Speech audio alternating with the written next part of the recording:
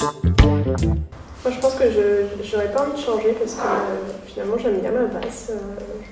J'en suis même fière, en fait, je crois, d'être cette adaptabilité avec tout le monde, etc. Pour autant, c'est intéressant, je pense, de prendre un peu des forces de chacun. Mais s'il y a un profil qui me vient comme ça spontanément, c'est le 7.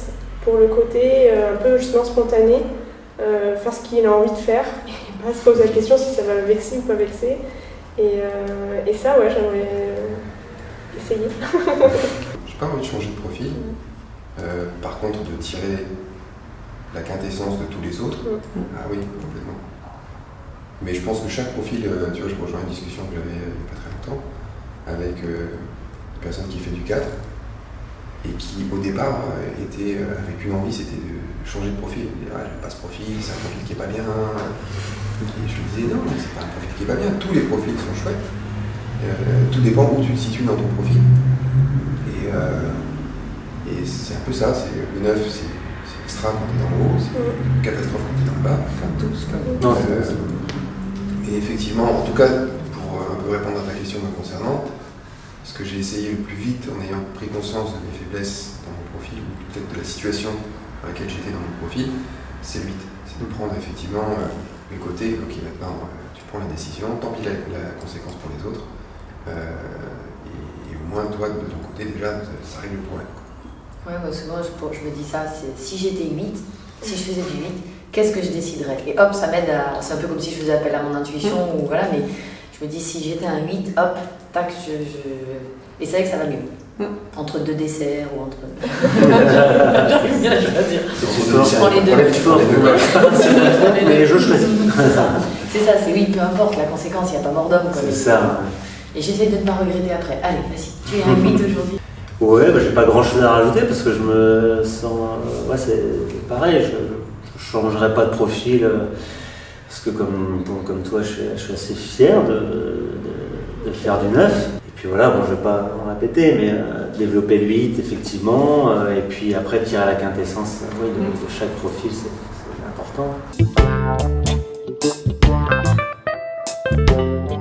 Toujours sur l'expérience personnelle, mais complètement, oui. Dans une situation de crise forte,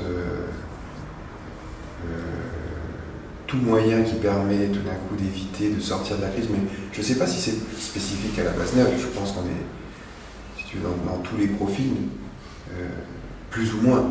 Quand tu arrives à une situation où tout d'un coup tu n'en peux plus, tu as envie de t'échapper et de faire une pause. Et pour ça, oui, l'alcool, complètement, parce que tout d'un coup tes problèmes deviennent moins embêtants. C'est plus en lien avec toi. Oui, ouais.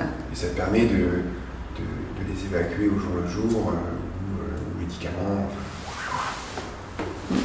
Je pense qu'encore une fois, on extériorise peu, donc ça reste, ça rumine, et c'est vrai que là, dans cette volonté d'arrêter de penser, oui, ça je me retrouve aussi, c'est sûr que... alors après, pas non plus avec des dérapages à contrôler, mais oui, cette envie de s'échapper, encore une fois, peut-être la fuite, l'évitement. Après, il y a d'autres manières, mais parce que arrêter de penser aussi, je pense que penser moins, c'est pas que la base 9, c'est que je pense qu'on est un peu tous dans cette recherche-là. C'est pour ça qu'on n'est pas les seuls à narcotiser, entre guillemets. Moi, je vois maintenant, c'est plutôt la méditation qui devient maintenant quasiment une drogue, parce que ça m'évite de penser, ça me concentre. Mais ça, je pense que la base 9, on est un peu plus que les autres, mais je pense que c'est aussi très global maintenant, cette recherche de... En tout cas, pour moi, par exemple, j'ai jamais eu d'idée de suicide. Et je pense que j'ai jamais eu d'idée de suicide parce que les conséquences sur les autres viennent me heurter fondamentalement. Je ferai de la peine aux autres, donc je ne peux pas. C'est encore le côté collectif du coup. Tu vois. Ouais. Par contre, effectivement, dans le bas du 9, oui. Si tu fais mal à toi, ça va faire mal aux autres. Et tu vois, tu vas parler de collection.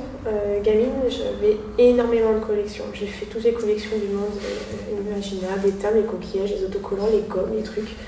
Mais par contre, aujourd'hui, tu vois, si je dois m'échapper de quelque chose, ça irait pas dans le bas, genre alcool, médicaments, quoi que ce soit. mais j'aurais tendance à me rapprocher de ma passion en fait, et de là de rentrer dans mon univers, ma passion qui est chaud, équitation, etc.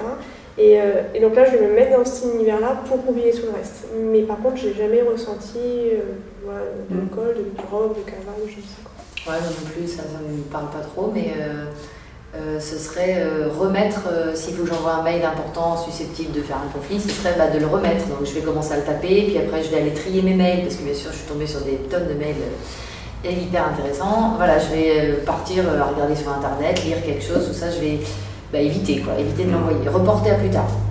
Non, mais c'est vrai que c'est beaucoup lié au fait qu'on garde. Donc, du coup, comme on garde beaucoup, on a envie d'oublier un peu tout ce qu'on garde. Quand tu extériorises, j'imagine que tu as moins besoin d'oublier ce que tu as dans la tête, parce que ça y est, c'est sorti. Là. Si c'est réglé, si tu as réglé tout de suite le conflit, tu n'as plus besoin de penser. C'est ça. C'est cool.